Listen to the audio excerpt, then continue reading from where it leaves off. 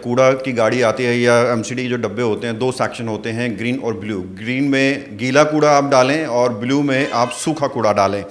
अगर आप ढलाव की देखो, इंदौर की बात करते हैं, इंदौर सबसे साफ़ सुथरा है और इंदौर में जो आदमी सेग्रीगेशन करते हैं उसका सबसे बड़ा वहाँ एक भी ढलाव नहीं है। इतना पैसा खर्च करके ड्राइव चलाई जाती है, पुलिस आती है, प्रशासन आता है, ऑर्डर पास होते हैं और 24 घंटे के अंदर इंक्रोचमेंट दोबारा नजर आने लगता है। तो सबसे पहला तो यार टाउन वेंडिंग बिल जो है उसको दिल्ली में लागू करा जाए, तो उनका सर्वे वगैरह जो भी है एमसीडी ने करा, जो पहले सर्वे हुआ उसमें बहुत सारी खामियां हैं। कुछ ऐसे आदमियों के भी लाइसेंस बने जो उसकी कैटेगरी में नहीं आते।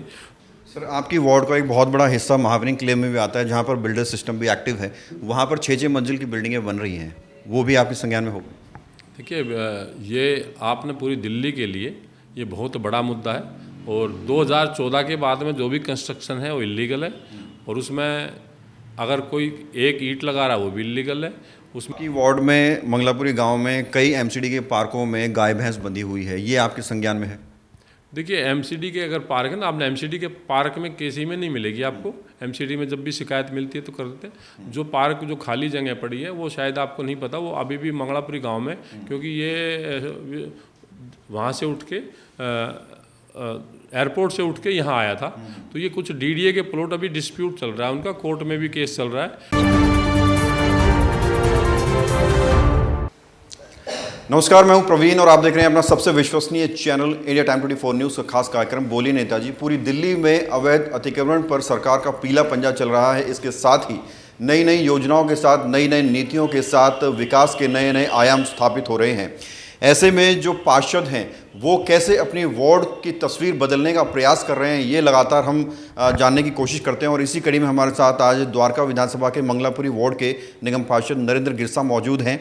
और अभी कुछ दिनों पहले हमने आपको खबर भी दिखाई थी कि कैसे मंगलापुरी वार्ड में पोल्यूशन को कम करने के लिए, हरियाली को बढ़ाने के लिए वेस्ट सेग्रीगेशन प्रोग्राम की इन्होंने शुरुआत की, जिससे बहुत बड़ी संख्या में लोग भी जुड़ रहे हैं। नरेंद्र जी, बहुत बहुत स्वागत है। धन्यवाद प्रवीण जी। नरेंद्र जी, आपको अक्सर देखा गया है कि आप सरकार से हट के, प्रशासन से हट के ऐसे ऐसे आइडिया लेकर आते हैं जिससे लोग जुड़ते हैं और एक बदलाव नज़र आने लगता है। अभी जो प्रोग्राम आप लेकर आए हैं, आपने बताया कि 200 लोग जुड़े हैं, और क्या कुछ कार्यक्रम इस प्रोग्राम के तहत हो रहे हैं? देखिए, हमारा वेस्ट सेग्रीगेशन पर हम काम कर रहे हैं और ये डिपार्टमेंट ने भी की ज़रूरत है, डिपार्टमेंट भी प्रयास कर रहा है, लेकिन कुछ जगह अभी जितना भी काम होना चाहिए था उतना नहीं हुआ। और इसके बगैर सफाई भी नहीं हो सकती। जब तक गीला कूड़ा अलग नहीं करोगे आप, तो ये कूड़े के पहाड़ बनते रहेंगे। आज जो मौजूदा जो दिल्ली की जो स्थिति है उसमें 10-11 हज़ार मेट्रिक टन कूड़ा डेली निकलता है और वो सेग्रीगेशन ना होने के कारण वो सभी सारा जाता भलसवा या गाजीपुर, ओखला में वहाँ जा रहा है और वहाँ हज़ारों करोड़ रुपए लगा के एमसीडी वहाँ उनको सेग्रीगेट करा रही है। तो अगर सबसे आसान तरीका, जिस पे हमारे पूर्वज भी करते आए जब तक प्लास्टिक नहीं था, तो हर कोई भी है, किसी का गांव वाला था, उसके गांव में एक वो होता था, गड्ढा होता था, जिसमें वहाँ सारा का सारा गीला कूड़ा वहाँ डालते थे, खाद बना के गोबर वगैरह सबकी, तो खेतों में डाल देते, तो वहीं की वहीं सेग्रीगेशन उसका हो जाता था। जब प्लास्टिक आया, प्लास्टिक मिक्स होने के बाद में उसका गलता नहीं है। और बहुत सारी वीडियो मिल जाएंगी आपको जो 10-12 साल से रैपर हैं, जो 10-12 साल से नहीं गले, ऐसे ही पड़े रहते हैं, जो पोल्यूशन का, जिसमें सीवर भी बंद होते हैं, ब्लॉकेज होते हैं, नाले भी ब्लॉक करते हैं, ऐसे ही वो उसमें ज़मीन को जहरीला भी बनाते हैं। तो बहुत सारे उसके जो हानिकारक प्रभाव हैं जो आदमी की ज़िंदगी में, पर्यावरण, अगर पर्यावरण खराब होगा तो आदमी का स्वास्थ्य खराब होगा। और गंदगी का भी जो है, आपने जो पहाड़ जो बने, जगह जगह पहाड़ बने हुए हैं, मैं जब राजनीति में नहीं आया था तो उससे पहले मैं कॉन्ट्रैक्टर का काम था। हमने भी एक गांधी विहार में, जहाँ पहले अगर सबसे पहले दिल्ली का जब कूड़ा निकलना शुरू हुआ तो सबसे पहले जो हमारा टीवी टावर पीतमपुरा में डला था और उसके बाद में वहाँ जब वो पूरा हो गया, वहाँ डालने की जगह नहीं मिली, तो इन्होंने जाके गांधी विहार में डाला, जहाँ गांधी विहार, नेहरू विहार, गांधी विहार में, वहाँ भी कूड़े पे। अब वहाँ भी उसके बाद जो लो लाइन एरिया था भरने के बाद में फिर वो भलसवा गई, तो ऐसे ही भलसवा भी और लोडेड हो गया, फिर गाजीपुर भी ओवरलोडेड हो गया, ओखला भी ओवरलोडेड हो। तो ऐसे ही अगर मिक्स कूड़ा जाता रहा तो हमारे पास पूरा कहीं डालने के लिए कूड़ा की जगह ही नहीं बचेगी, सारे कूड़े के पहाड़ बने हुए। और वहाँ अगर आप किसी को जो वहाँ जिनको पता है, वहाँ 250 तरह की ऐसी जहरीली गैस ये निकलती हैं जो आदमी के जीवन को, मतलब जीवन के लिए खतरनाक है, आदमी के क्या किसी भी जीव जंतु के लिए खतरनाक है, जिनका लाइलाज बीमारियां हैं जो कभी भी जिनका इलाज संभव नहीं है। तो इस तरह का, और जगह भी नहीं बची है और खतरनाक भी, जो आसपास के रहने वाले लोगों के लिए बहुत खतरनाक है। अगर आप ढलाव की देखो, इंदौर की बात करते हैं, इंदौर सबसे साफ़ सुथरा है, और इंदौर में जो आदमी सेग्रीगेशन करते हैं उसका सबसे बड़ा, वहाँ एक भी ढलाव नहीं है। हमारे यहाँ ढलाव भी हैं, फिर भी कूड़े के पहाड़ बने हुए हैं। तो उसका वो यही है कि उन्होंने सेग्रीगेशन को अपनाया, हर घर में अपना गीले कूड़े सूखे कूड़े को अलग करके आप अपने नज़दीकी जहाँ भी जगह मिले उस कूड़े को गीले कूड़े को कंपोस्ट करो, और गीला जो सूखा कूड़ा है वो सारा रिसाइकिल हो जाएगा। इससे जो खाद बनाई जाएगी उस खाद का इस्तेमाल कैसे होगा और लोगों को कैसा रिस्पॉन्स आ रहा है? देखिए, लोगों ने जहाँ भी हमने लोगों से मिलकर मीटिंग करी तो लोगों ने बड़ा उत्साहवर्धक, मतलब बड़ा इस पे अपना खुशी जाहिर करी, और सभी ने कहा कि हम आपके साथ मिलकर काम करेंगे, बहुत अच्छा काम है। हमने यहाँ एक किसी वैज्ञानिक को भी बुलाया, हमें केंचुए वाली खाद बनाने का हुआ है। केंचुए भी आज परचेज करते हैं आजकल, पहले तो भी मिल जाते थे लेकिन आजकल केंचुए भी परचेज करने पड़ते, तो केंचुए वाली खाद बना के जो वर्मी कंपोस्ट है हम वो तैयार करेंगे।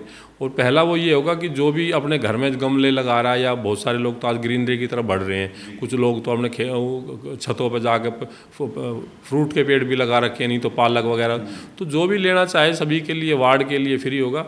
उसके बाद में हमने पहले भी करा था, कुछ गमले लगाए थे, गलियों में गमले लगाए थे, तो उसको दोबारा स्टार्ट करेंगे। लोगों को मतलब हमने ज़्यादा से ज़्यादा इस चीज़ को जोड़ के अपने क्षेत्र में मतलब ग्रीनरी स्थापित करनी है, और जो भी हमारे से संभव हो हम करेंगे। बाकी जो लोग, आप जैसे लोग जो भी अगर सेवा करेंगे, जो भी डोनेट करेंगे, कोई श्रमदान करे, कोई इसका प्रचार प्रसार करके करे, या किसी भी प्रकार से इसके साथ जुड़ के काम करे, सबको साथ लेके चलेंगे। तो बिल्कुल लगातार अपील की जा रही है। और आपको बता दें आपकी जानकारी के लिए, जब कूड़ा की गाड़ी आती है या एमसीडी के जो डब्बे होते हैं, दो सेक्शन होते हैं, ग्रीन और ब्लू। ग्रीन में गीला कूड़ा आप डालें और ब्लू में आप सूखा कूड़ा डालें।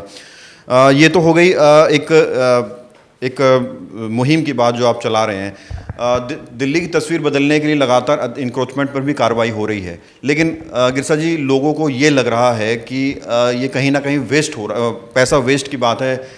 सरकारी प्रशासन ड्राइव चलाता है, पुलिस जाती है, प्रशासन अधिकारी जाते हैं, लेकिन उसका कुछ हो नहीं पा रहा है, मेंटेन नहीं हो पा रहा रिमूवल। आपने मंगलापुरी मंडी पे कार्रवाई करवाई, मंडी की वहीं की वहीं है। आपने गाय उठवाई, गाय के तबेले वहीं के वहीं हैं। आपने कई और कार्रवाई करवाई, लेकिन मेंटेनेंस नहीं हो पा रही है रिमूवल की, जो रिमूवल चल रहा है, इंक्रोचमेंट रिमूवल।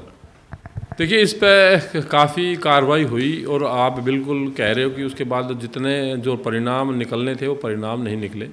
उसमें प्रॉब्लम क्या है कि अब उसमें जो दिक्कतें उसमें आ रही हैं, क्योंकि एमसीडी का एम्प्लॉई ना तो इतनी संख्या में है कि उसको परमानेंट वहाँ एम्प्लॉई रखा जाए।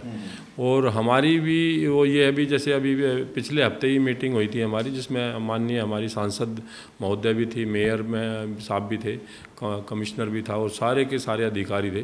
तो उसमें निर्णय ये लिया गया कि भाई, एक तो हमारा ये भी नहीं, गरीब आदमी को उजाड़ने का हमारा भी वो नहीं, हमारा भी मन दुखता भी किसी गरीब आदमी का नुकसान होता है। तो सबसे पहला तो यार टाउन वेंडिंग बिल जो है उसको दिल्ली में लागू करा जाए। तो उनका सर्वे वगैरह जो भी है एमसीडी ने करा, जो पहले सर्वे हुआ उसमें बहुत सारी खामियां हैं। कुछ ऐसे आदमियों के भी लाइसेंस बने जो उसकी कैटेगरी में नहीं आते, तो उसको भी अभी दोबारा से सर्वे करके, अब तीनों जगह भारतीय जनता पार्टी की सरकार है तो सारे मिलकर उसमें काम करें। तो इसमें टाउन वेंडिंग बिल में यही है कि जो खाली जगह है तो उसमें एक ऐसी व्यवस्था दी जाए, ना तो जनता को प्रॉब्लम रहे, निकलने के लिए रोडों पर जाम की व्यवस्था ना हो, और इनको व्यवस्थित तरीके से इनको स्थापित किया जाए।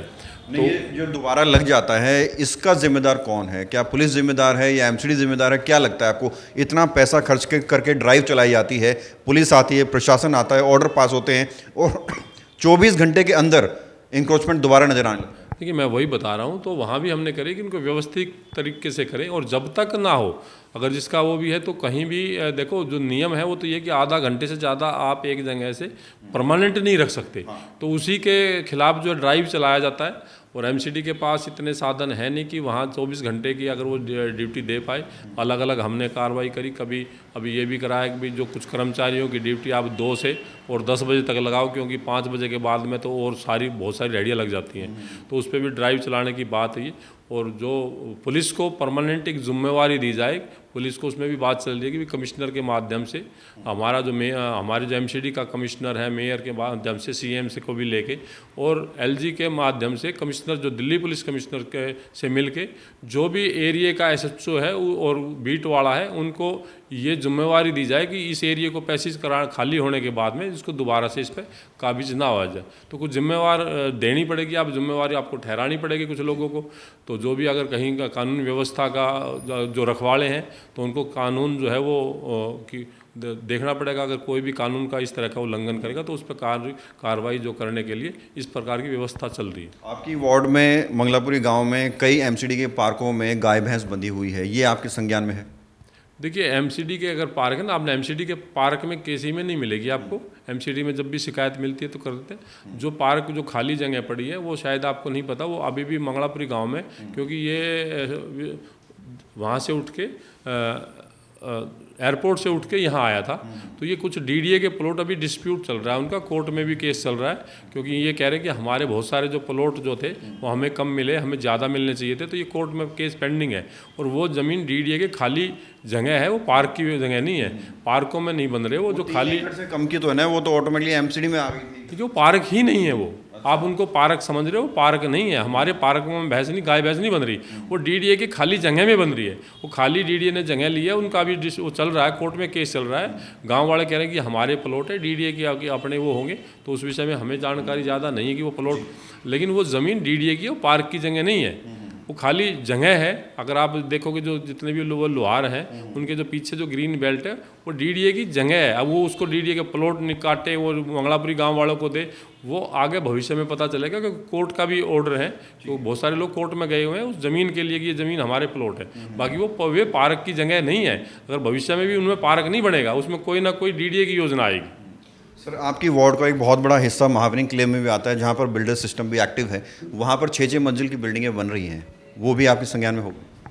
देखिए ये आपने पूरी दिल्ली के लिए ये बहुत बड़ा मुद्दा है, और 2014 के बाद में जो भी कंस्ट्रक्शन है वो इलीगल है, और उसमें अगर कोई एक ईंट लगा रहा है वो भी इलीगल है। उसमें जो भी उसमें कानूनी उनकी तो झुग्गियाँ तोड़ी जा रही हैं, बड़े बड़े लोग बिल्डर जो है 6-6 मंजिल का बना। मैं इस पर अभी सरकार की तरफ से, और इसमें हमने भी वो करी थी, कुछ केजरीवाल जी ने भी कहा था कि मैं इस तरह की योजना लेकर आऊँगा, लेकिन इसमें जो मास्टर प्लान के पे चल रहा है, मास्टर प्लान में बहुत सारे नियम आएंगे। जब तक आप इन कॉलोनियों में उसको कुछ ऐसा नियम ना करो, नक्शे पास होने चाहिए। नक्शे पास होकर जब तक अगर नक्शे पास नहीं होते तो जो भी काम कर रहा है वो चोरी है। कितनी हाइट होनी चाहिए? 17 मीटर हाइट होनी चाहिए। 17 मीटर हाइट होनी चाहिए, लेकिन आज तो आप इसमें बना ही नहीं सकते, आपकी 4 मीटर भी इलीगल है। अगर जो भी है, तो जब नियम लागू होंगे, आज भी अनऑथराइज मतलब नई कॉलोनी कट रही है तो वो भी इलीगल है। तो इस पर सरकार जल्दी ही इस पर कार्रवाई करेगी, और जो भी इसमें जो सरकारी नियम है, कायदे, वो मास्टर प्लान 2041 का वो तैयार है मास्टर प्लान। उसमें कुछ कोशिश ये भी करी गई है कि भाई जो इनमें प्रॉब्लम आ रही है इन कॉलोनियों में, तो इन कॉलोनियों को शामिल किया जाएगा इनके हिसाब से ही, क्योंकि बहुत ज़्यादा दिल्ली की आबादी इन्हीं कॉलोनियों में बसती है। तो इन कॉलोनियों को भी मिलेगी, और इन कॉलोनियों में नक्शे पास होने शुरू हो जाएंगे। उसके बाद में नक्शे से जो बनेगा उसके बाद जो भी है उस पर कार्रवाई होगी। अब क्या कहेंगे सर, कुछ अपील लोगों से करना चाहें, क्योंकि लोगों को भागीदार होना बहुत ज़रूरी है एक तस्वीर बदलने में, एक वार्ड के लिए? देखिए लोगों की भागीदारी तो आपके जितने भी आज जो सरकारी है वो उम्मीद करते हैं भी सरकार पे सब डाल देते हैं। सरकार के पास साधन सीमित हैं, और लोगों की भागीदारी ही से ही आप अपने क्षेत्र को, अपने दिल्ली को उसको स्वच्छ बनाएंगे। तो उसमें भागीदारी आप अवश्य दो। जो सरकार अपना काम कर रही है, जितना भी प्रयास करेंगे, आज जिस तरह कूड़े की गाड़ी के लिए चला हुआ है, और आपने भी बताया कि एक तरफ नीला है एक तरफ हरा है, लेकिन वास्तव में वो सारा कूड़ा जो है ना, कूड़ा उठाने में सक्षम नहीं है। आज भी आपके देखोगे तो यहाँ सैकड़ों की तादाद में प्राइवेट रेहड़ी वाले भी चलते हैं, तो उनसे भी कूड़ा उठता है। तो बाकी सबको लेके कैसी व्यवस्था हम देंगे।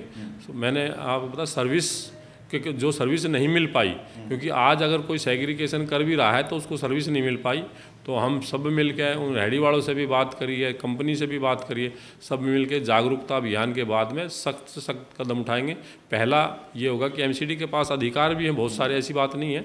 अगर कोई सेग्रीगेशन नहीं करेगा उस पर चलान का भी नियम है, उसको हर उसको जो व्यक्ति को चलान के वो बाध्य कर सकते हैं।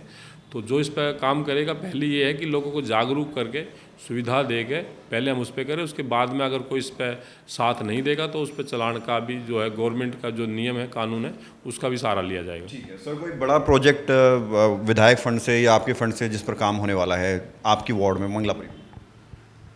देखिए कई सारे हैं हमारे, जो पार्कों के बाउंड्री वाल के भी हैं, कुछ जो रोड पेंडिंग हैं उनके भी हैं, ऐसे कई सारे काम उसमें हैं। और अभी कुछ काम अभी टेंडर लग गए हैं तो अगले हफ्ते शुरू हो जाएंगे। और एक सबसे बड़ा हमारा ये है कि जो द्वार दशरथपुरी से जो बलवान सोलंकी जो तक जो रोड आता है, उस रोड को हम जल्दी बनाएंगे, जल्दी उसका भी टेंडर हो जाएगा। उस रोड पे भी काम चल रहा है, तो उम्मीद ये है कि 1 महीने के अंदर वो टेंडर लग जाएगा और ग्राउंड पे 2 महीने के अंदर वो ग्राउंड पे काम शुरू हो जाएगा। जो हमारा यहाँ सबसे बड़ी प्रॉब्लम है कि कोई भी दशरथपुरी से आता है तो ये पूरा रोड की हालत बहुत ख़राब है। तो उस पार्कों पर, इन पर सभी चीज़ों पे तो नज़र है ही, बाकी जो स्वच्छता पे, सौंदर्यीकरण पे और जो भी ये रोड है, इन सभी पे काम हमारे अभी उसी में चल रहे हैं। तो जल्दी आपके आने वाले समय में वो जल्दी आपके ग्राउंड पर आ जाएंगे। बहुत बहुत शुक्रिया सर बात करने के लिए। धन्यवाद। तो ये थे हमारे साथ नरेंद्र गिरसा, जिन्होंने तमाम सवालों के जवाब दिए, कैसे वार्ड की तस्वीर बदलने की कोशिश की जा रही है, किन प्रोजेक्ट्स पर काम हो रहा है और कैसे नए नए विकास के आयाम स्थापित हो रहे हैं, इन सभी चीज़ों पर प्रश्न किए। और ये हमारे प्रश्न नहीं बल्कि ये आप सब लोगों के प्रश्न थे। अगर आपका कोई सवाल है तो कमेंट में लिख सकते हैं, आपका सवाल अगली बार हम ज़रूर पूछेंगे। कैमरा जर्नलिस्ट प्रशांत साथ प्रवीण, इंडिया टाइम 24 न्यूज़। भगत चंद्रा हॉस्पिटल विश्व की सभी आधुनिक और बुनियादी सुविधाओं से परिपूर्ण एक world class multi speciality hospital, Mahavir enclave, Palam डावडी रोड पर स्थित साउथ वेस्ट दिल्ली का एकमात्र मल्टी स्पेशलिटी हॉस्पिटल, जहां 24 घंटे आपकी सेवा में उपलब्ध हैं वेल क्वालिफाइड डॉक्टर्स और हेल्पिंग स्टाफ। डॉक्टर CM भगत द्वारा स्थापित भगत चंद्रा हॉस्पिटल आपकी सेहत का ख्याल रखना ही इसकी प्राथमिकता है, वो भी अफोर्डेबल रेट्स में।